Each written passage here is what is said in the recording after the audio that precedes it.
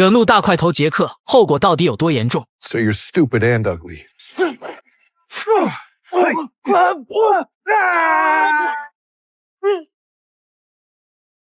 小伙拿起棒球棒，说着就要给杰克点颜色瞧瞧，但就他这不入流的2下子，完全伤不到杰克一丝汗毛，最终还是得为自己的鲁莽和无知买单。而这便是2025年最新上映的美剧《侠探杰克》第3季，刷到的老铁一定要多准备2碗米饭再看。那么咱们话不多说，正片开始。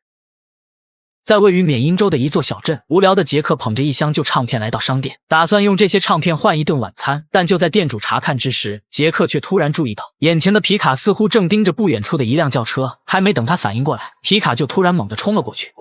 What the hell? 皮卡上的司机举枪来到轿车前，抬手打碎车窗，将车内的男孩拽了出来。杰克见状冲出了店铺，立刻遭到了皮卡车司机的疯狂攻击，但杰克却丝毫不慌。等对方带着男孩准备离开时，杰克突然出现在他的车前，手中的左轮迅速射出子弹，爆胎的皮卡失控撞上了旁边的轿车，司机本想反抗，却被杰克一枪送走，然后带着男孩就准备逃离，但刚刚将男孩塞进车里， Oh! Shut a cop! I didn't know. I thought he was pulling a gun.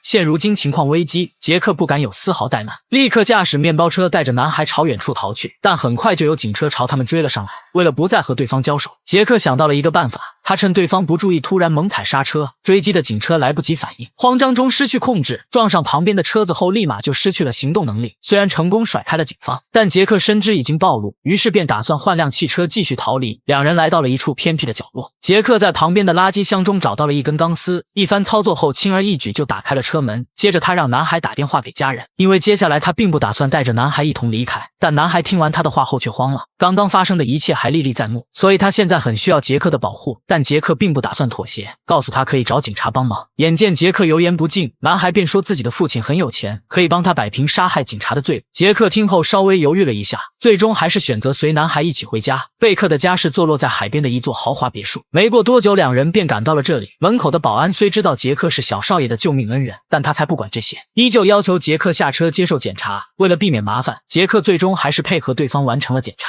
完事后，两人驾车进入了别墅。贝克刚打算带着杰克去吃口东西，这时别墅的安保负责人走了进来，并告诉杰克老板想见他。于是杰克独自来到了扎卡的办公室。扎卡在此之前已经听说了杰克救下自己儿子的事，虽然杰克也描述了事情的经过，但作为在道上混迹多年的老油条，他并不相信杰克所说的，于是将手下喊进来，让其带杰克离开。而杰克在离开前的操作却让扎卡有些意外。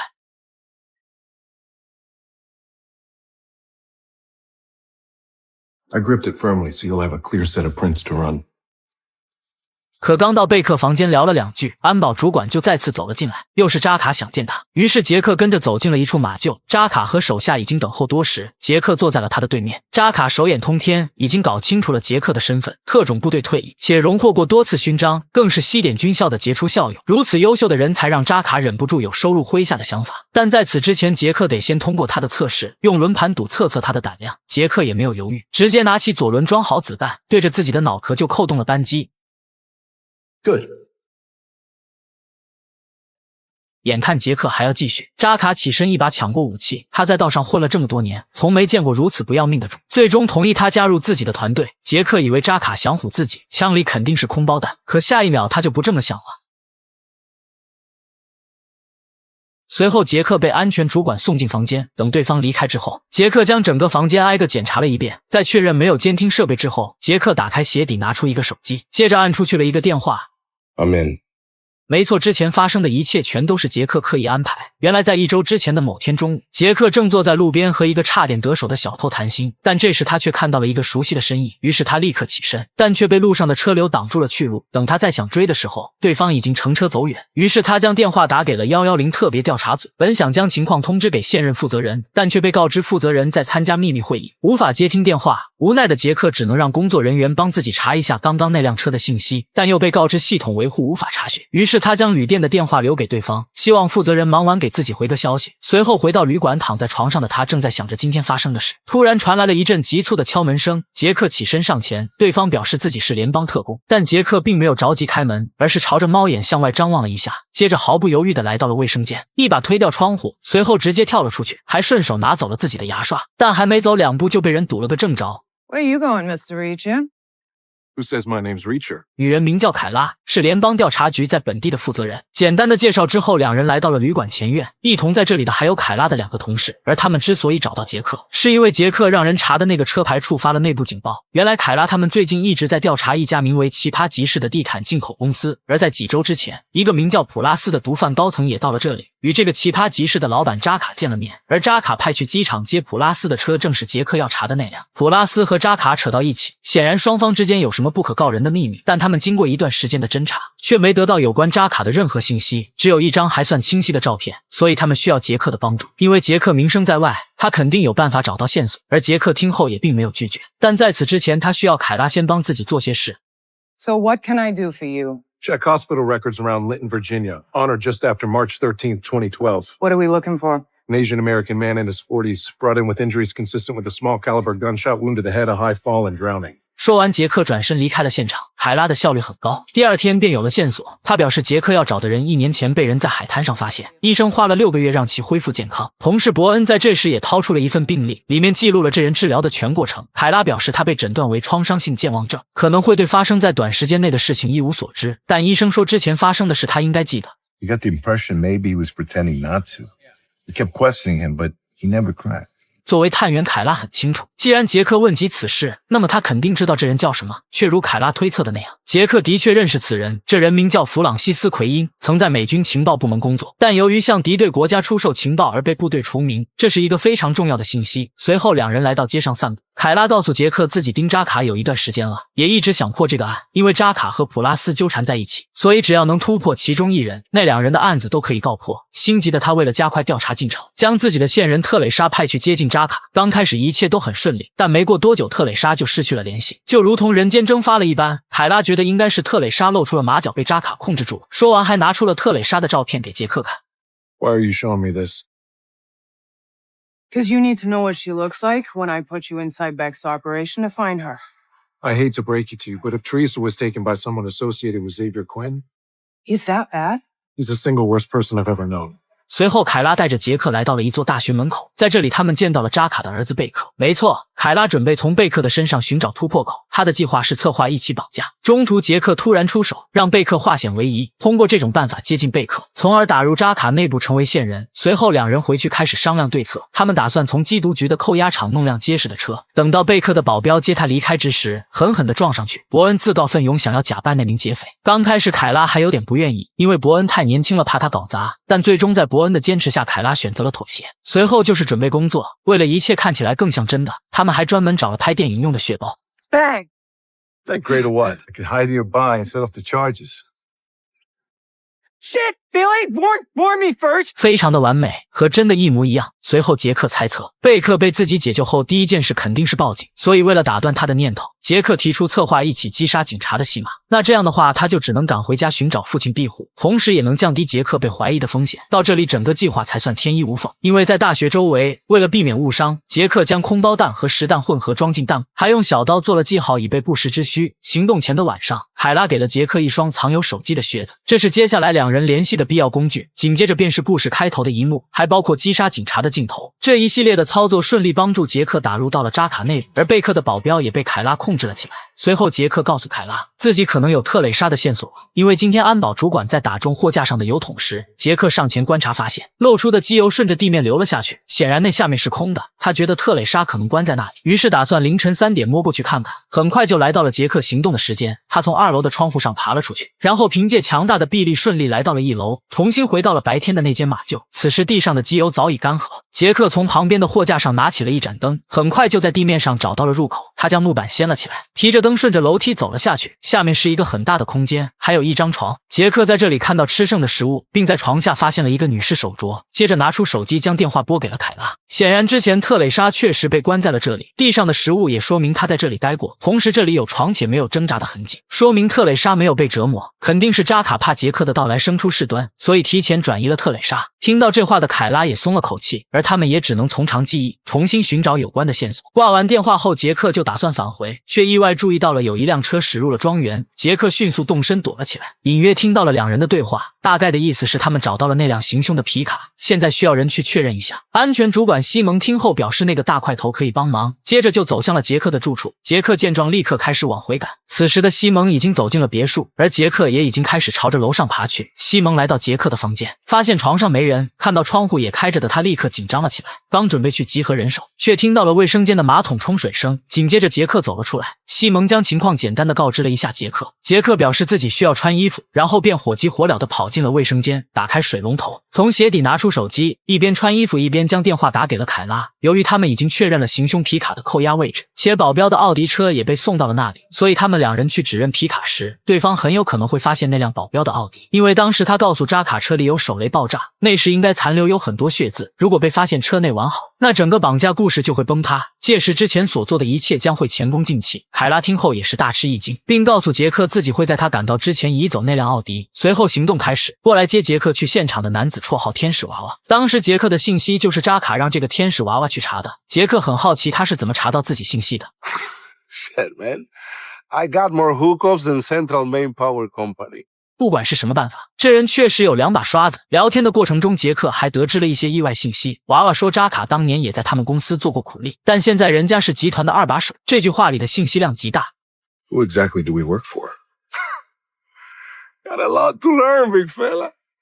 也就是说，奇葩集市后面的老板其实并不是扎卡，可能还另有其人。不久后，凯拉和维尔率先来到了警局，在向周警说明情况之后，维尔去门口守着，凯拉则走进了扣押车辆的仓库，很快就注意到了那辆奥迪，但此时的奥迪被一辆撞坏的越野车挡着，想要移走奥迪就必须先挪走越野车，显然这将需要更多的时间，而杰克也猜到了这一点，于是便找借口去便利店买咖啡，帮凯拉争取到更多操作的时间。而凯拉本想推开越野车，但尝试了一下根本推不动，因为车头报废导致轮胎卡死。维尔本想进来帮忙，但却被凯拉阻止，他需要在杰克赶过来时通知自己。接着凯拉又试了一下，依然是纹丝不动。没过多久，杰克赶到了，维尔立刻将情况通知给了凯拉，这下麻烦大了。杰克和娃娃走进警局后，娃娃便开始了自己的表演。他说自己前不久因违规驾驶被扣了车子，现在车子停在他们的车库，但这不是重点，重点是那天晚上他和外遇对象待在一起，对方还不小心将内衣落在了他的车里，因为他的驾照被吊销了，明天未婚妻会来替他取车，他可不想被未婚妻发现车里的内衣，所以希望警察通融一下放自己去车库，甚至还拿出$100交给对方。可他没想到这名警察油盐不进，直接拒绝了他的请求。眼见这种情况，娃娃抬手摸向了腰间的手枪。 I think the What the fuck did you do that for? I already killed one cop this week. Staying with Beck was supposed to make my life easier, not harder. 随后两人走进了停车场，杰克一下子就注意到了那辆没有被移走的奥迪，同时娃娃也找到了那辆肇事的皮卡，于是他拿出手机开始拍照，确定无误之后，两人便打算离开。但这时娃娃还是发现了角落的那辆奥迪，杰克也只能跟着走了过去，可车内很干净，没有任何血渍。 You said a bodyguard up in here? That's what I saw. Cleaner than my fucking car. 这时杰克注意到了地上的螺丝刀，轻轻送到了凯拉手中，娃娃也疑惑了起来。下一秒杰克就告诉他这辆车不是事发的那辆车，因为车牌是外地的。娃娃表示太巧，不仅品牌和型号一模一样，就连撞击的位置都几乎没有差别，这个很好理解，这种型号的车路上有好几十万辆，发生同样的事故也并不稀奇，没什么可大惊小怪的。而娃娃也显然信服了这个理由，随后转身走出了车库。杰克也看向了旁边没了牌子的越野车，这就是凯拉的聪明之处，眼看来不及了，于是就将越野车的车牌换在了奥迪上，这也算是一种蒙混过关的办法。不久之后，娃娃和杰克回到了扎卡的庄园，杰克回到楼上准备睡觉，却发现房间的灯是亮的，紧接着一个佣人打扮的女人走了出来，甚至还将他吓了一跳。杰克想知道对方在干嘛，女人表示在打扫卫生，因为这间房子很久没打扫过了，但杰克并不认同她说的，显然是有人想趁机看看他有没有藏东西，但女人却不搭他的话，只是一味地说自己只是打扫卫生的。眼见没突破口，杰克便用自己要睡觉了这个借口打发走了女人。可他刚躺在床上闭上眼睛，扎卡却却又推门走了进来，并告诉他有工作要做。杰克虽然有些不情愿，但最终还是穿好衣服走下了楼，然后在西蒙的带领下来到了一处仓库。而杰克今天的任务是驾驶卡车将货物运输到450公里外的另一个地点，时间很紧张。西蒙叮嘱他别超速，但还要按时赶到目的地。很快凯拉就收到了杰克打来的电话，杰克猜测车内运输的有可能是特蕾莎，所以他们得找个地方停下车，撬开货仓确认一下自己的猜测。随后双方约定在95号公路的中段休息区停车碰面。挂完电话后，杰克又打给了曾经的老搭档内格利，因为内格利在黑客方面才能出众，所以杰克想让他帮忙调查几个人的信息。内格利显然非常情愿，快速将名字记录了下来，并表示自己现在没有事干可以过去帮他，但却被杰克阻止了。他很清楚这次非常危险，并且目标可能还是他们的老相识，盲目让人参与进来也会提高暴露的风险。内格利还想说什么，却发现杰克已经挂掉了电话。没过多久，杰克便赶到了他们约定好的休息区，凯拉和维尔也已经等候多时。杰克并没有让两人立刻上前，而是先观察了一下四周，确认没有扎卡的手下跟踪之后，这才放心的走下了车。维尔打开了工具箱，拿出工具开始撬锁，而杰克则将特蕾莎的手镯交给了凯拉，能看出来他很伤感，两人合作多次，感情很深。这时维尔也已经打开了锁，推开门后才发现里面装的满满登登全是地毯。为了排除箱内藏有毒品和特蕾莎尸体的可能性，凯拉特意联系了缉毒大队的老友，对方带来了一条屡破毒品案和凶杀案的功勋警犬。然而警犬在集装箱内巡视一圈后并未示警，这让凯拉稍感安心。杰克将此视为是扎卡对他的忠诚度测试，于是立刻将卷帘门拉了下来，并告诉维尔自己来修锁，又将定位跟踪器交给他。鉴于行踪被监视，车辆不能久停，需保持移动，二人约定下个服务区汇合。没过多久，杰克就修好了锁，继续赶路。车上凯拉告诉了杰克自己的调查发现，从事进出口活动的扎卡货柜抽检频率竟低于行业均值数十倍。杰克觉得他可能买通了海关的人，但其实还有其他隐情，我们后面再讲。同时杰克也将自己的发现说了出来，现有的证据证明扎卡并非幕后首脑，真正的老板很可能是奎因。这个情报令凯拉震惊不已。不久后，杰克驾车来到了服务区，重新又将定位器还给了杰克，和两人道别后便继续出发。晚些时候顺利到达了目的地，在简单的检查了一下货物之后，领头的老黑又重新给了杰克一串钥匙，让他将空的卡车开回仓库。于是杰克只能继续上路。凌晨时分终于赶了回去，进入仓库以后发现娃娃在这里等着他，确实如他之前猜的那样，娃娃一直在通过电脑监视着他的 GPS 轨迹。看到没啥事后，杰克就准备离开，这时娃娃却拦住了他，并表示自己想和他谈一谈。 About what? There's a few things from our trip to the impound lot that...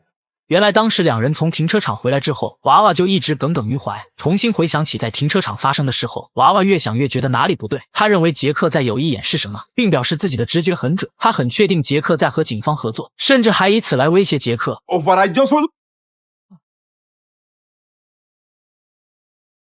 多嘴的下场可真惨，娃娃就此下线。杰克将他的尸体拖到了办公桌下旁，然后强行将其塞到了桌子下面，骨骼断裂的声音清脆入耳，接着起身走了出去。这时西蒙也已经来到门前，好在杰克走了出来，要是再慢一点那可就危险了。不久之后，两人回到了庄园，杰克刚想吃口东西垫下肚子，西蒙又打断了他。没错，依旧是扎卡想见他，而扎卡想见他的原因是因为娃娃查出袭击贝克的皮卡所属团伙竟与他们有过生意来往，但车主信息与杰克描述严重不符，所以扎卡认为要么对方的皮卡被偷了，要么是杰克撒了谎。杰克听后立刻机变应对，他说那群人可能想吞并他的生意，于是用绑架贝克的方式来进行示威，那么制造袭击的人可能就不是他们自己人，这也就说得通了。杰克觉得这群人的目的肯定不单纯是为了抢生意，所以他要求扎卡说出这些人的信息，由自己去和他们做个了断。但扎卡听后却果断拒绝，并警告杰克这件事到此为止。其实杰克的想法很清楚，想要从扎卡的嘴里套话，很明显他失败。回到房间后，杰克先是接到了内格利的电话，因为他已经调查清楚了那几个人的信息，门卫保罗、安保队长西蒙和绰号天使娃娃的小弟，三人全都是军人出身，也曾都因在部队犯事而蹲过大狱，都不是池中之物，个顶个的狠人。掌握了几人的情况之后，杰克又将电话打给了凯拉，让他在庄园西侧2公里的地方准备辆车和一整套换洗的衣服，他得回仓库一趟，将白天搞出来的烂摊子清理干净。交代好后，再次顺着窗户爬了出去，一路小跑来到了海边，脱掉衣物藏到了一块石头后面，接着直接一个猛子扎进了海里。没错，他准备通过游泳去2公里公里的地方，这样就可有效避开监控和巡逻的安保。大概30分钟后，杰克和等在这里的凯拉碰了面，两人一同驾车赶向了仓库，并且轻而易举就进入了仓库内部。杰克将天使娃娃从桌子下面拖了出来，两人之前约定不能随便杀人，杰克赶紧解释说对方要暴露自己的身份，可能还会害死他的线人。凯拉听后并没有追究，而是拿起了放在一旁的笔记本，用娃娃的指纹解开了锁。他想要看看电脑里到底有什么，但在此之前他们得先检查一下仓库，看看能不能找到特蕾莎。由于仓库非常之大，所以两人便分头行动，挨个检查那些可能藏人的木箱和一些犄角旮旯。但直到将整个仓库翻了个底朝天，他们也没发现特蕾莎和任何有用的信息。凯拉有些上火，愤怒地抱怨着，而杰克却看向了院子中那个13号集装箱，随后从办公室拿走了钥匙，接着将娃娃和他的车一同塞进了这个集装箱，顺手还拿走了娃娃的武器。他觉得这把枪有大用，接着回到办公室开始处理地上的血渍，可下一秒窗户上却映射出了一道强烈的灯光。两人上前查看时才发现，竟然是昨天和他对接货物的卡车司机，还有几个小时工人就要来上班了，所以他们不能开枪解决对方，看来只剩下徒手了。很快2名司机注意到了地上的血迹，就在他们疑惑之时，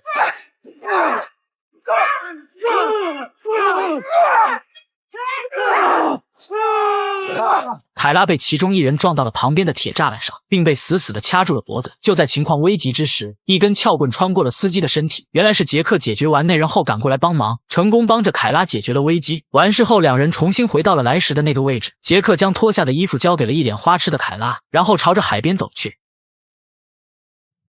经过一番破风踏浪的游泳之后，顺利爬上了岸，重新又穿好原来的那套衣服，马不停蹄地回到了庄园。第二天一早，杰克走下了楼，却发现扎卡和西蒙正在为缺少人手而焦虑。询问这才得知昨晚送货的2名司机失踪了。杰克听后表示自己愿意帮忙，但扎卡却拒绝了，因为他有新任务交给他，那就是陪着贝克去城里转转。不得不说，虽然扎卡烂透，但对自己的儿子却没得说。在驾驶车辆调戏了一下门口的保罗之后，两人便朝着城里赶去。路上，贝克提醒他不应该捉弄保罗，因为这人是个疯子。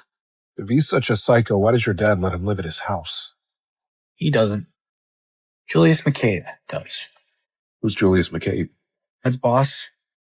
这是杰克第一次听到这个名字，同时贝克还表示，和那人相比，保罗简直就是和平大使，这也就说明了那人到底有多残暴。听到这话的杰克顺口询问贝克他父亲到底做的什么生意，但一说到这个，贝克就紧闭嘴巴，一个字都不说。杰克也只能作罢。不久后，他们来到了10几公里外的小镇上，随后两人走进了一处二手商品超市。几天后就是扎卡50岁生日，贝克想买一把老枪送给爱收藏的父亲，刚好老板说这里到了一把，所以他就想过来将其买走。随后在贝克和老板谈价格的同时，杰克告诉他自己得去趟厕所，接着又将电话打给了凯拉，并将今天发生的事一五一十的同步给了凯拉，包括今天他想去帮忙但被拒绝的事。显然扎卡对他还是有所防备，也说明今天的事情非常的重要。同时杰克也意识到一个问题，那就是他们之所以找不到任何有用的证据，是因为中高层将所有重要的东西全都握在手中，手下只有按指令服从。也就是说，如果他们要想得到更多有用的线索，那杰克就必须得进入他们高层。凯拉提醒他这可不容易，因为这些人都很谨慎，但其实杰克早就有了规划。他先是让凯拉准备一处偏远的空房子，随后让他用娃娃的笔记本给扎卡发一条信息，就说找到了皮卡主人的踪迹，并附上住址。然而就在两人通话之时，买完东西的贝克却被一群混混盯上。这些混混都是贝克曾经的同学，由于他比较软弱，当年在学校时就经常被这群人欺负，可他长大后依旧不敢还嘴，就连给父亲买的礼物被对方扔到地上踩坏，他也没有任何有用的举动，还差点被对方修理一顿。幸好这时杰克走了出来，混混一把将贝克推到一边，然后朝杰克发动了攻击。杰克没给这些人一丝的怜悯，出手果断狠辣，他得给这些人长记性，让他们以后见到贝克躲着走。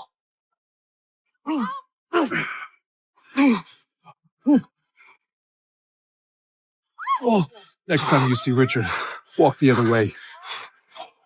而这一幕也让贝克更信任杰克。为了感谢他的再次出手，贝克将一些知道的东西告诉了杰克。原来他们现在看到的并不是扎卡的生意，起码在朱丽叶出现之后就不是了。但扎卡曾经确实是个地毯商人没错，但5年前他被朱丽叶绑架并割掉了一只耳朵，以此来威胁父亲。父亲为了自己只好妥协，最终成了朱丽叶的附庸。而朱丽叶之所以这么做，是因为他们需要扎卡的出口路子，以用来降低自己的成本。贝克的这些爆料对杰克的帮助很大，这是他这半个月来第一次掌握如此多的线索。两人刚刚回到庄园，扎卡和西蒙就提着东西走了出来。就在刚刚，他们收到了凯拉发来的假情报，确认了那些想绑架他儿子的人的地址，而他们现在要做的就是赶过去将这些人全部干掉。一直到了天黑，他们终于赶到了凯拉给他们那个地址的外围。下车后迅速从后备箱拿出武器，扎卡叮嘱他们干掉所有人，一个活口都不能留。说完，两人立刻举枪展开了行动。没过多久，他们就看到了那座房子。杰克一马当先的摸了过去，在窗户上观察一番之后，回头告诉西蒙，客厅里有6名瘾君子正在睡觉，身边有武器，但都没拿在手里，这无疑降低了西蒙的警惕。说完后，两人便走向了门口，踹开门后就冲进了房间。可找了一圈没有任何人的踪迹，但下一秒一把枪就顶在了他的头上。没错，这人正是杰克。他从西蒙手中拿走了武器，然後询问他特蕾莎在哪。 You're a Fed. Knew I couldn't trust you. Tell me where Teresa Daniel is. I'll let you walk out of here alive. 可西蒙听后却不以为然，因为他很清楚朱丽叶的手段，自己背叛他后就只剩下了死路，而杰克是名警察，就算自己被抓也有机会活下来，所以他选择什么都不说。但这次他选错了。随后，杰克拿起他的枪，对着房间就是一顿火力输出，让外面的扎卡以为他们正在经历枪战。接着，他又拿出娃娃的枪，打光了里面的所有子弹，又朝自己的脑壳来了一下，让这一切看起来更像真的。随后，扯掉煤气管路，在柜子中找了几瓶瓦斯，塞进了微波炉。定好30秒的时间之后，起身快速跑了出去。下一秒，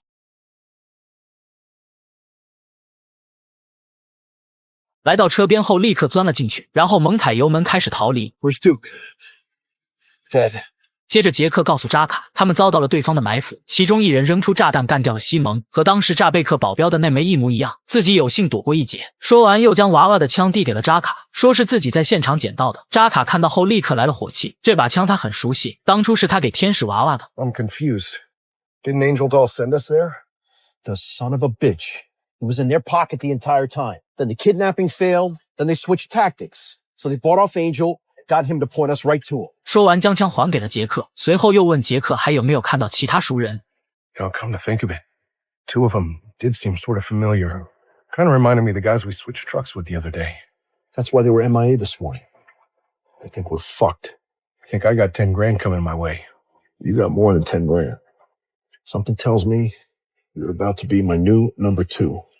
没错，这就是杰克打入扎卡高层的计划。但现在看来，这个计划那是相当的成功。前3集就先到这，后面的敬请期待。